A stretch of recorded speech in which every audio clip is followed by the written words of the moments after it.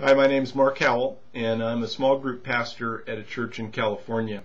But I also work with churches around the country who are trying to figure out how to launch small groups in a way that doesn't just incorporate or include the people who are already coming, but actually figure out a way to reach the people who aren't coming.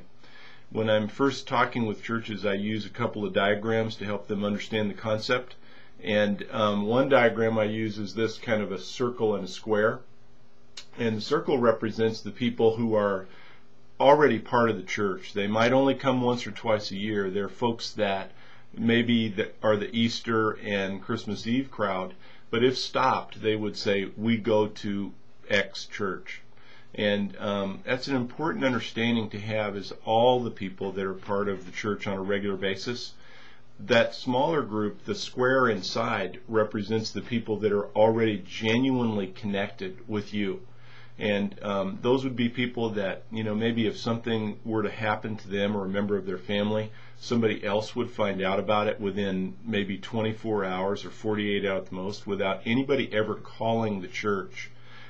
Second variable that's really important to understand is they also have someone who's building into them from a spiritual standpoint on a regular basis. It might be a Sunday school teacher, it might be a small group leader, but it equally could be just another person on the team they serve on in children's ministry or student ministry or as a greeter. But the critical difference for the folks who are in the square is that they have that sense of connection.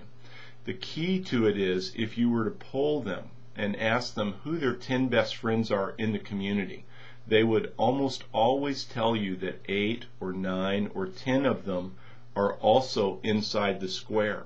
But if you were to poll the folks who are out in the circle, they don't have that sense of connection. They're not plugged into a group. They're not connected in some way of serving.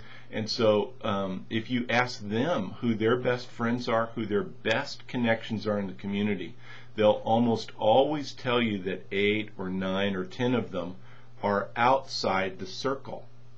Now, that's a key understanding to have. And when we're thinking about ways of reaching people, that's a very important understanding. The second piece that I talk about when I come into a church is what I call the easy-hard continuum. The easy-hard continuum is pretty simple. It's basically the idea that every possible topic that you can do for a message series or a small group curriculum series can fit somewhere on that line. But it fits uniquely in this way. What makes it on the easy end is how hard it is for this guy to walk across the cul-de-sac and invite his friends. Because remember who his closest connections are.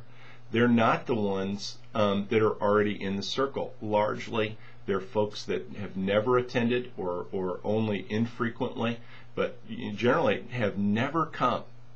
Now, here's the key idea that I would like to talk with you guys about developing is a better appreciation for the kinds of topics that really are on the easy end, that we could design some things, that we could put some curriculum ideas together in such a way that we really could come up with topics that I could go across the street and invite my friend to. A lot of times when we're talking church-wide series like 40 Days of Purpose or 1 Month to Live or those kinds of things, those are two instances that are really good, but they don't come with an appreciation for how to help that guy that's on the periphery really be excited about and take the first step to invite their neighbor. I think this is an idea that could have serious impact across the country and perhaps in certain parts of the world for sure, if we could come up with concepts that would appeal to the folks who are not yet attending. That's my idea. Hope it works. Bye.